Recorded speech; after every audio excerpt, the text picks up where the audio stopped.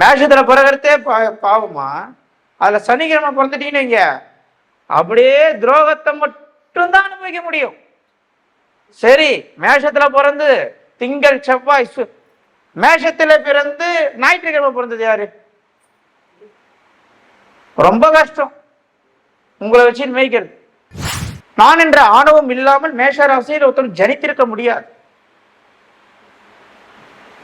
ஒருவேளை நான் மேஷம், எனக்கு தான் என்ற ஆணவம் இல்லை அப்படின்னு நீங்க சொன்னீங்கன்னா சப்ஜெக்ட்ல எங்க தப்பு இருக்கு, இப்ப நான் அதை கரெக்ட் பண்ணுவேன். அதனால கேட்கறேன், யாருக்கு தான் என்ற ஆணவம் இல்லை? சங்கரபுரனை கேட்காத, வீட்டு விட்டு வெளியே வரக்கூடாது. ஆழ்ந்து உள்ள கேட்கும்போது மூளைக்கு ஏறி மூளை தலையில இருந்து கால் வரைக்கும் உங்களுடைய ரத்தம் ஆயிடும்.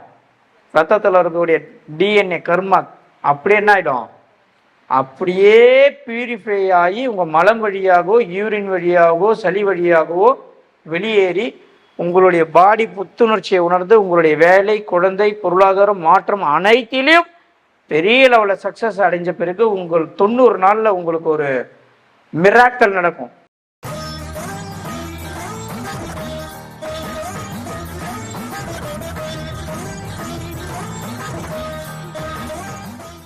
இறைவன் என்ன சொல்ல வருகிறேன் என்றால், நீ எப்பொழுது நீ மட்டுமே சிறந்தவன் என்ற ஒரு எண்ணம் உனக்கு வருகிறதோ அப்பொழுது உன்னுடைய சிறந்த விஷயங்களை தூக்கி இன்னொருத்தனுக்கு கொடுத்துடுன்றான். ஏன்னா நீங்க எல்லாமே சிறந்தவர்கள், நல்லவர்கள், ஏமாளிகள், பாசத்திற்கு அடிமையானவர்கள், துரோகத்தை அதிகம் சம்பாதித்தவர்கள் தான் மேஷத்தில் பிறக்க முடியும். மேஷத்திலே பிறந்த சனிக்கிழமை பிறந்தவர் யார்? பாவம், வாழ்க்கையை வாழத்து வேஸ்ட். துரோகத்தை மட்டும்தான் 99% அனுபவிப்பான். மேஷத்துல பிறகுறதே பாவமா, அதுல சனிக்கிழமை பிறந்துட்டீங்கன்னு வைங்க, அப்படியே துரோகத்தை மட்டும்தான் அனுபவிக்க முடியும். சரி, மேஷத்துல பிறந்து திங்கள் செவ்வாய் மேஷத்துல பிறந்து ஞாயிற்றுக்கிழமை பிறந்தது யாரு? ரொம்ப கஷ்டம் உங்களை வச்சு மேய்க்கிறது. அது பாவம், இது திமிரு. இவங்களுக்கு கஷ்டம் இருக்கும், இல்லாதன்னு சொல்ல முடியாது, ரொம்ப ஜாஸ்தியா இருக்கும். நான் சொல்றதை தான் செய்யணும், ஈகோ ரொம்ப ஜாஸ்தி.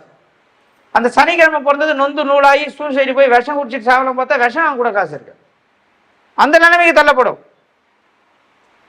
துரோகம், அண்ணன் தம்பி தம்பச்சி புள்ள சித்தப்பா புள்ள எல்லாம் ஒன்னா சேர்ந்துப்பான், நம்மளை காலி பண்ணிருவோம்.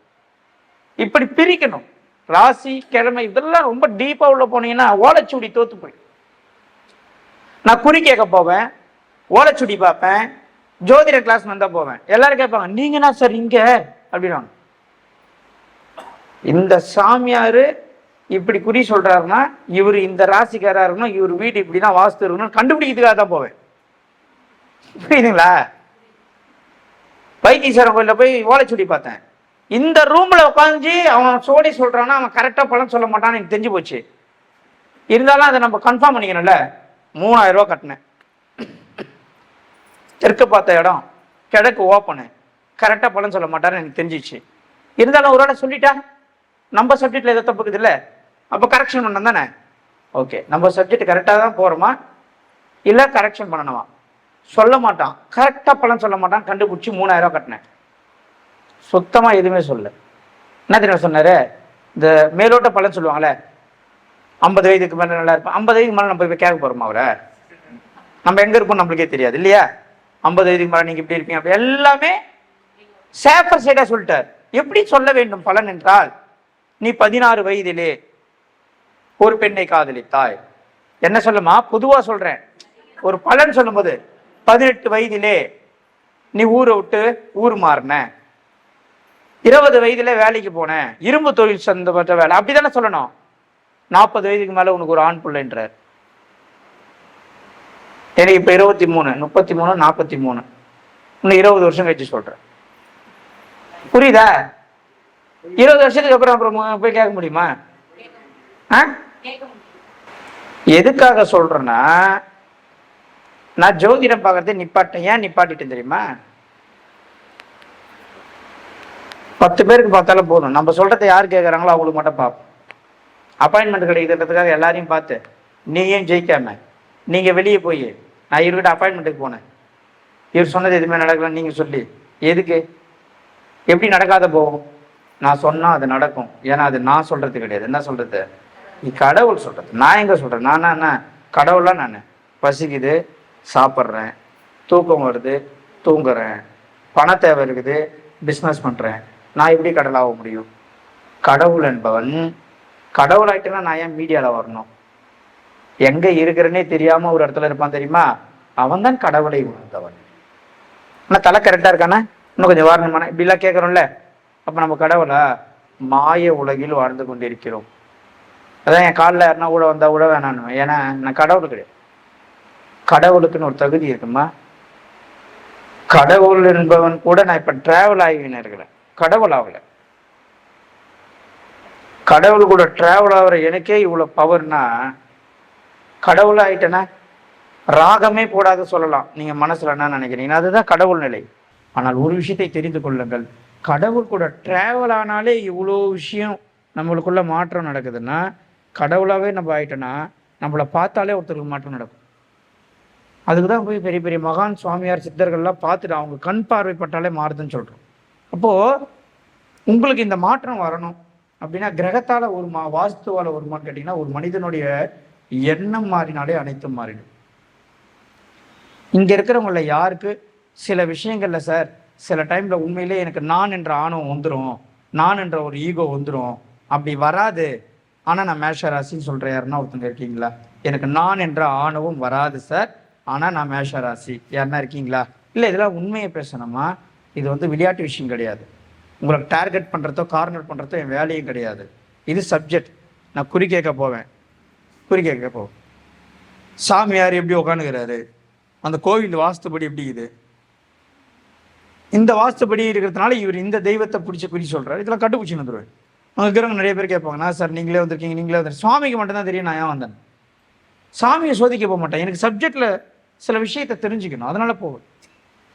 இப்ப மேஷ ராசி என்றால் தான் என்ற ஆணவம் படைத்த ராசி.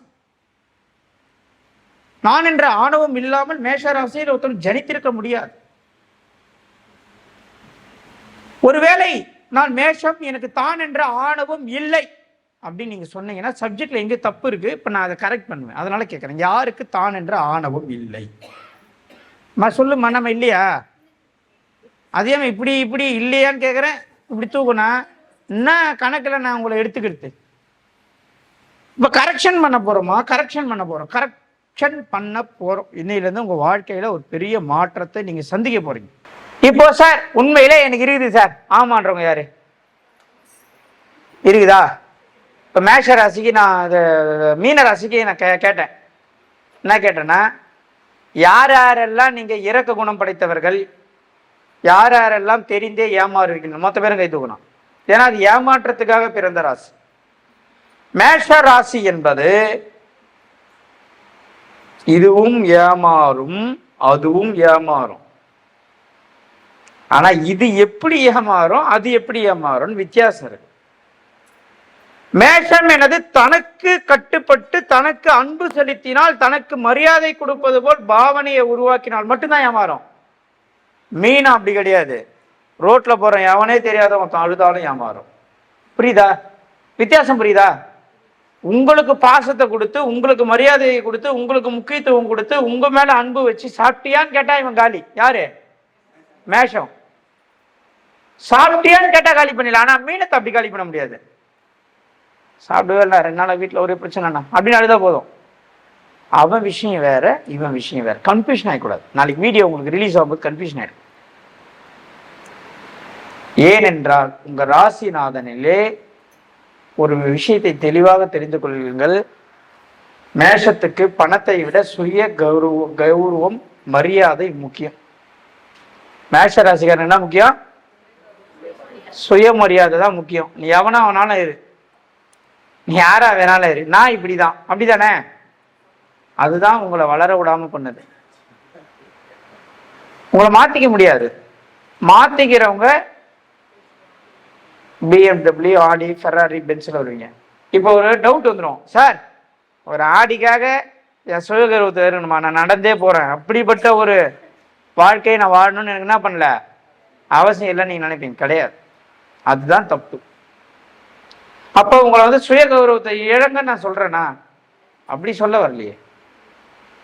நான் என்ன சொல்ல வரேன்னா, தான் என்ற ஆணவமும் அகம்பாவமும் தான் இல்லாவிட்டால் ஒரு வேலை நடந்து விடாது என்று நினைக்கும் வரை நீங்க எந்த ஒரு இடத்துலையும் ஜெயிக்க முடியாது. அந்த எண்ணத்தை தூக்கி என்ன பண்ணிடணும், வெளியே போட்ட பிறகு இறைவன் உங்க கூட டிராவல் பண்ணுவார். நீங்க இறைவன் கூட டிராவல் பண்ணுவீங்க. கிரகங்கள் வேலை செய்யாது, உங்க வாழ்க்கை மாறிவிடும். முதல் விஷயம் நல்லா கேட்டுக்கணும். சங்கரபரண ராகம் நல்லா கேட்டுக்கணும். சங்கரபரண ராகத்தை தினமும் காலையில எழுந்த உடனே கேட்காம வீட்டு வாசலை விட்டு வெளியே வரக்கூடாது. சார் எனக்கு டைம் இல்லை அதனால அவசரமா வந்துட்டு சொல்லாதீங்க. அதற்காக அரை மணி நேரம் என்ன பண்ணுங்க, முன்னாடி எழுந்துக்குங்க. சரியா? ராகம் கேட்டால் வாழ்க்கை மாறிவிடுமா அப்படின்னு டவுட் உங்களுக்கு வந்துடக்கூடாதுன்ட்டு தான் அந்த ராகத்தை போட்டு விட்டு இறைவன் என்ன சொல்றானோ ஒருத்தர் கூட்டு எழுப்பி பேச வச்சு லைவ் ப்ரூஃப் இதான் உங்களுக்கு. சரியா? சரி, ரைட். இதை தாண்டி கரஹர பிரியா ராகம், கம்போஜின் 2 ராகம் இருக்கு. சரியா?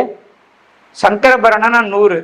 சார் நான் ஒன்லி ஃபார் சங்கரபரணம் மட்டும் எடுத்துக்கிறேன், இல்லைன்னா கம்போஜியும் கரஹர பிரியாவும் கலந்து கேட்கிறேன்னா மிக்சடா கேட்கறதுனால கேட்கலாம். ஆனா நீங்க என்ன ஆயிடுவீங்க, கன்ஃபியூஷன் ஆயிடுவீங்க. நாளைக்கு வெளியே போய் சங்கரபரணம் மட்டும் தான் கேட்க சொன்னாரு, நல்ல விஷயம் தெரிஞ்ச ராகம் தெரிஞ்சவங்க யாருன்னா இருந்தாங்களா, யோ கம்போஜிக்கு இது கரஹர பிரியாகுது யாரையும் அவங்களுக்கு சொல்லி கொடுத்தா தப்பா என்ன கேட்டுடக்கூடாதுன்றதுக்காக தான் இருக்கிற 3 ராகமும் சொல்லிக்கிறேன். புரியுதா? இப்படிலாம் ஒரு ராகம் இருக்குதுன்றதை இப்பதான் சில பேருக்கு இப்பதான் தெரியும், சில பேருக்கு தெரிஞ்சிருக்கலாம். யாருக்கு இதெல்லாம் தெரியும்? கம்போஜி தெரியும், சங்கரபரணம்